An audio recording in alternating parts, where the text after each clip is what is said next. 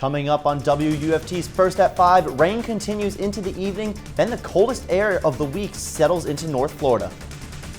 And a house fire in Levy County leaves devastation for a local neighborhood. And it's a bumble in the jungle as the local Alachua County students are going for the gold at this year's annual spelling bee. We'll tell you all about it. First at 5, from the University of Florida's College of Journalism and Communications. You're watching WUFT News. The UF weather radar is showing heavy showers moving through our area right now and bringing colder weather behind it. This front is part of a larger system gripping a large portion of the country with record-breaking cold temperatures. This video from Tennessee showing some of the severely cold weather conditions, and Kentucky is facing these same chilly temperatures in the middle of flood recovery efforts. A live look outside back here at home, you can see gloomy skies, and it's been like that for much of the day. The UF weather team says our area has seen some showers come and go for much of the day. After the rain moves out, the cold will move back in. This is WFT's First at 5. I'm Charlize Ramos. And I'm Juan Chaoui. Despite the drop in temperatures, the UF weather team says we won't get as cold as the last front less than a month ago. Let's get over to forecaster Matthew Clark, live in the weather studio tracking tonight's big cool down.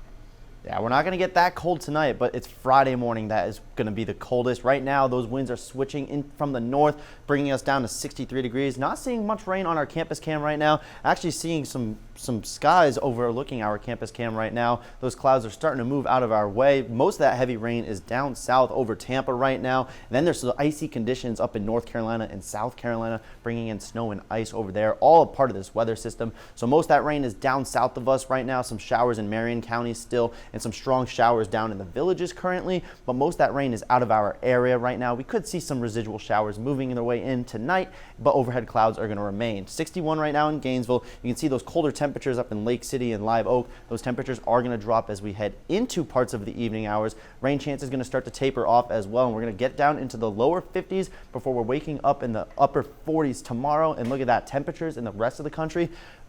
It's cold in the rest of the country, and that cold weather is coming here. I'll have some more coming up.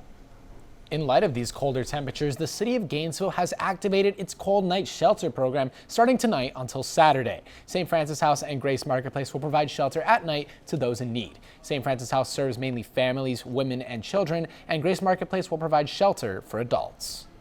A Florida man convicted of murdering a woman and killing her 8-year-old granddaughter more than 30 years ago is set to be executed. Last night, Governor DeSantis signed the death warrant for 63-year-old Edward James. Back in 1993, James strangled the child and stabbed the woman in Seminole County. He pleaded guilty to the killings and was sentenced to death. His execution date is set for March 20th and would be the second the state has done so far this year.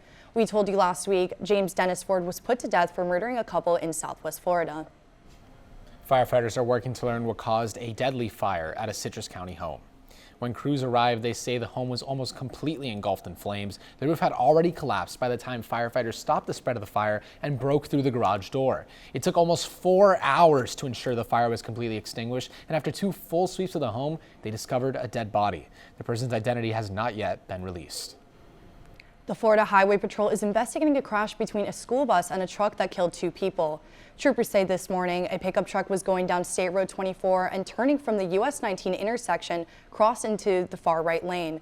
The bus was driving down US 19 going the same direction. As a result, the bus T-boned the truck, killing the truck driver and his passenger. The bus driver was sent to the hospital and no one else was in the bus. And FDOT wants drivers to stay off northbound I-75 ramp to exit 341 leading out of County Road 484 starting Sunday night at 8 p.m. for overnight improvements. Taking a look at our live DOT cam, you can see I-75 with the County Road ramp 484. Transportation officials say drivers traveling during this time intending to get over here should instead take exit 350, enter I-75 southbound, and then take exit 341 onto that side. It will reopen Monday morning at 6. Neighbors in Alachua County will have a chance to give feedback on an ongoing project aimed at the east side communities in the county. The Commission's 3-year Forward Focus program will host 2 additional meeting sessions in the coming weeks. The first input session at Micanopy City Hall tomorrow at 6 p.m. And the program says they'll announce a March meeting shortly after. Attendees are going to get an update on the project's timeline and give their thoughts on a community-wide survey the Commission will release. Gainesville Historic Evergreen Cemetery is celebrating its 169th anniversary to show off both recent and future updates to this historical municipal cemetery. The cemetery will offer new services, including natural burials, a designated pet ceremony, and taller headstones. The celebration will also build a wall to place urns and a renovated entryway for the cemetery. An online gravesite locator will also be available for residents to better locate their loved ones. The event will take place this Sunday from 1 to 3 p.m. Governor Ron DeSantis announced at a Tallahassee press conference today the revitalization of an immigration program that allows law enforcement to perform special immigration officer functions under ICE. He says what is called the 287G program laid dormant during the Biden administration and intends to reinstate this authority across state and local law enforcement. Florida's leading the way. We now have FHP with 287G agreements, and we also now have our State Guard, Florida Department of Law Enforcement, and FWC. The governor signed the bill into law Thursday. He will continue to gather program agreements for state and local departments. A proposal that would block local government oversight of the construction of a potential presidential library in Florida for President Donald Trump has cleared its first Senate committee. The Senate Community Affairs Committee unanimously backed the measure that would stop local governments from getting involved in presidential library construction. This is because Senate bill sponsor Jason Broder wants to ensure local governments don't impose construction roadblocks for a Florida library for President Trump, who is a Palm Beach resident. In anticipation of Florida's first presidential library, we should roll out the welcome mat and offer the president maximum flexibility to construct this historic landmark here in Florida. The bill would prohibit local governments from enforcing rules and regulations on presidential libraries. The National Archive System runs 13 presidential libraries in 10 states. A library for President Obama is under construction in Chicago and will be the 14th in the system.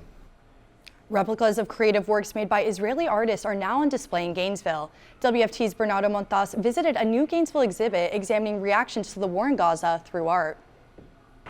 The chance to display Israeli artwork in Florida was one event organizer Dr. Yaniv Veller couldn't pass up. For me personally, it is an opportunity to highlight their stories. Stories that are far from ordinary.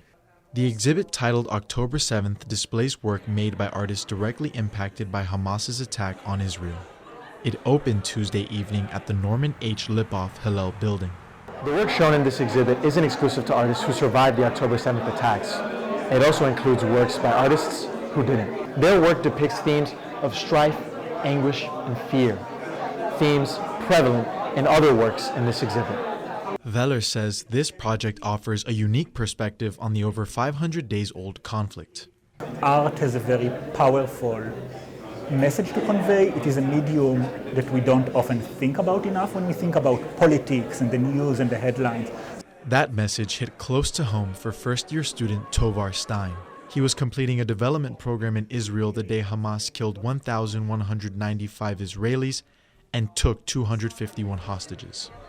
Being here, seeing the pictures, seeing the exhibit, it definitely brings up a lot of really strong memories. Stein says the immediate aftermath was particularly hard to process. I would describe it as like shell-shocked almost. Nobody knew what to do. Every single Israeli in the group knew someone or had family members that were killed that day.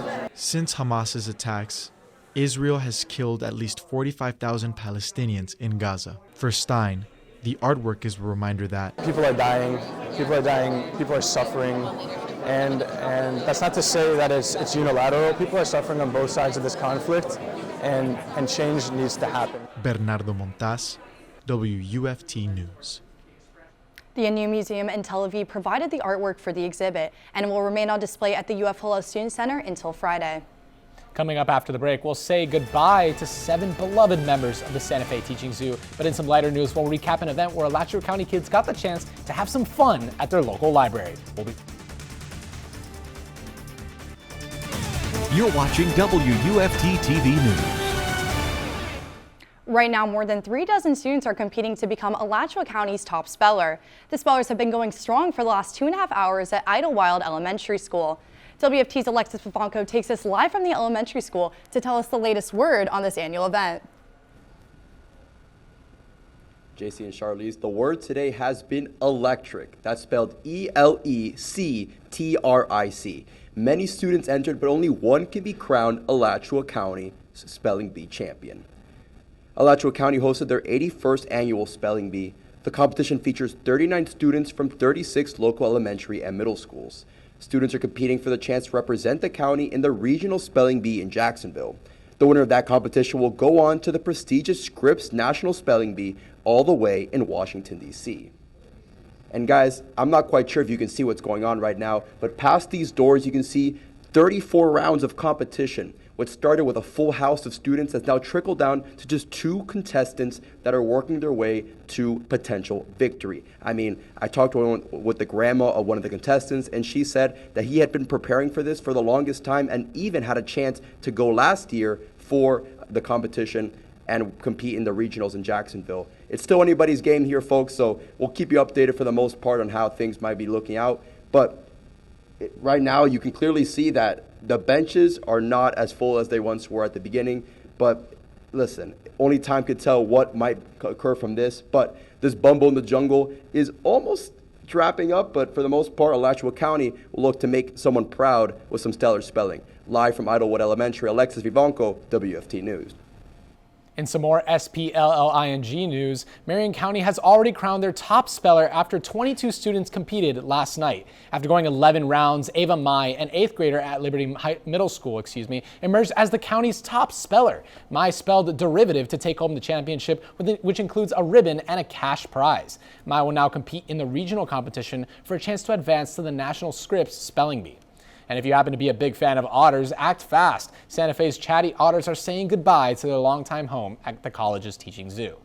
The 7 Asian small-clawed otters will have a new home at the Memphis Zoo. The otters were a part of an interspecies communication program called Fluent Pet. Using a system of recordable buttons, animals are able to communicate basic needs with humans. If you haven't gotten the chance to see the otters or speak to the otters, don't worry. March 2nd and 3rd will be the last day for zoo-goers to see them. They will make their way to the Tennessee Zoo on March 5th. The Alachua County Millhopper Library hosted its weekly music and movement session earlier today for children and parents alike. It's an opportunity for parents to attend a gathering with their children to move and dance. Kids get to learn to be active while also bonding with other children. The library has been hosting these free sessions every Wednesday for roughly a decade. It could get so busy that the 45-person class fills up on a consistent basis. Parents like Hillary Valadares look forward to bringing her children every week. It's such a free learning opportunity and community engagement, just seeing like all the other moms and dads that come here, and we've made friends with other kids just by coming to this free program at the free library, so it's wonderful.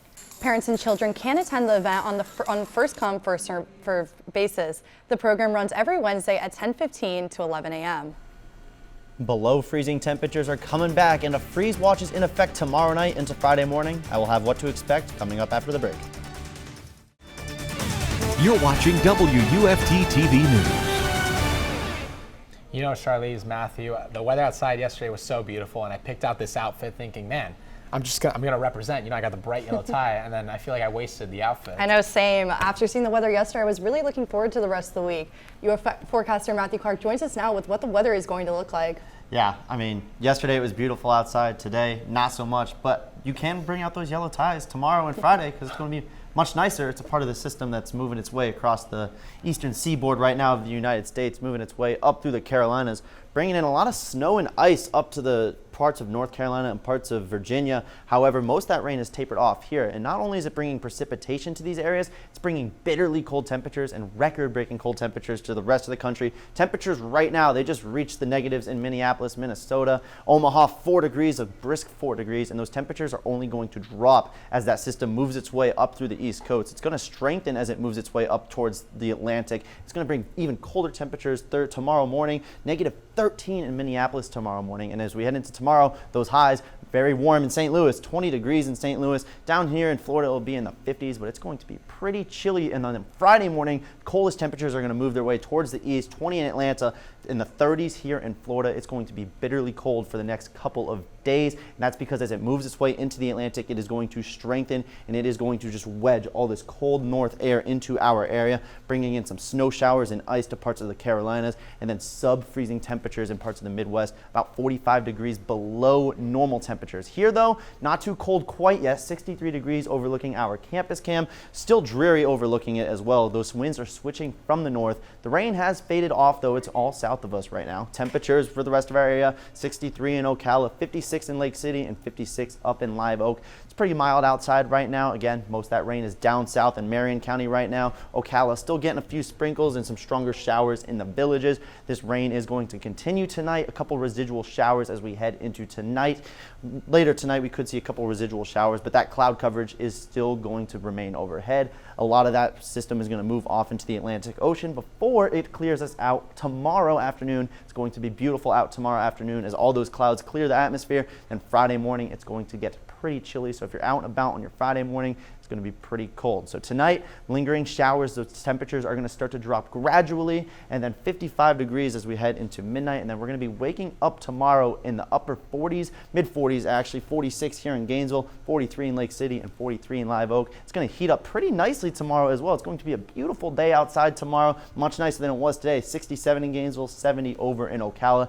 And then we have a freeze watch in effect for parts of Alachua County, Marion County, over in Putnam County, and then over in Levy County. We could see some freeze watch, expected to be elevated to a freeze warning because those temperatures on Friday morning are sub-freezing. Look at that, 31 in Gainesville, 28 in Lake City, and 27 up in Live Oak. That is the coldest temperature we've seen in about 3 weeks, and it feels like winter again. Going to gradually warm up as we head into the weekend though. Look at those temperatures up in the upper 60s. It's going to be pretty nice this weekend to get out and about to enjoy some more warm air. But look at that, the highs on Friday are the lows next week. So we're just going to gradually heat up as we head into the weekend and into parts of next week.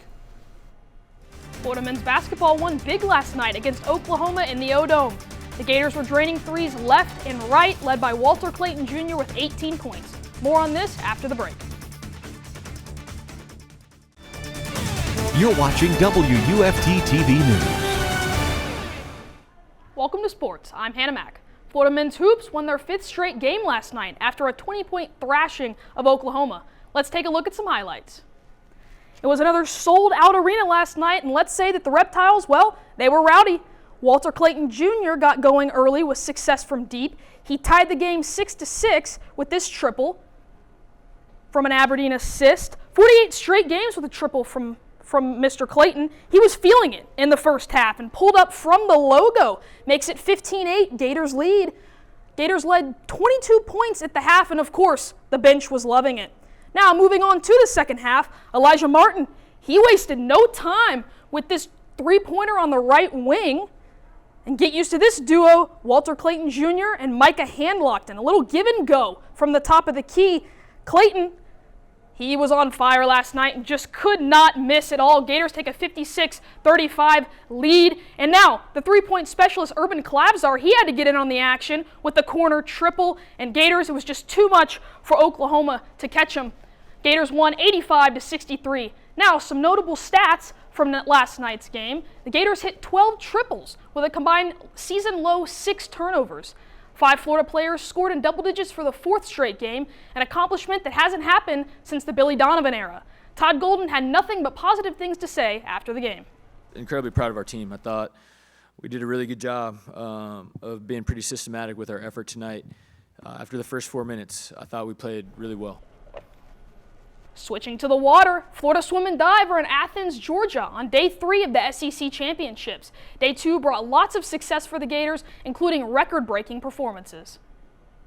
The men's 800 free relay earned one of Florida's 5 medals on night 2 of the SEC Championships, breaking the program, SEC Championships, and pool records with their impressive 6 minutes, 2.5 seconds time.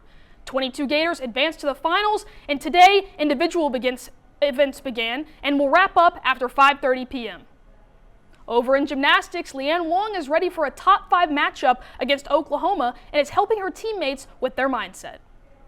Yeah, like you really can't go in thinking like, oh, Oklahoma, they're number 1. Like, how are we going to beat them? Like, it's really Gators versus Gators all the time. Like, whoever we're competing against, we're bringing Gator Nation with us. And we're really competing with each other and really just building off each team.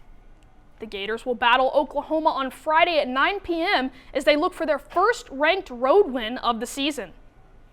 Due to inclement weather, the Florida baseball game against Florida A&M has been canceled tonight and was rescheduled for March 19th at 6:30 p.m. Softball was also postponed to March 20th at 6 p.m. Well, thanks, Hannah. I gotta say, as someone who grew up playing baseball, it sucks to see a game canceled due to inclement weather. I know. Speaking of weather, JC, Matthew, can you please give us some good news about the weather the rest of the week? Yeah, the bad news is today it was raining for about 4 hours straight, but the good news is tomorrow and Friday are going to be beautiful. It's going to be pretty chilly though. Look at those low temperatures, 46 degrees tomorrow morning when we're waking up here in Gainesville, and then 31 degrees. That's sub-freezing temperatures on our Friday morning. However, it's going to be beautiful both of those days. Weekend's going to be a little bit warmer though, getting a gradual warm up, waking up in the 30s on Saturday, but look at that, those temperatures are in the upper 60s. It's going to be a beautiful weekend, but then look at that, the lows next week are the highs this week. So we got a little bit of a cool down for the next 2 days, but it warms up quite nicely.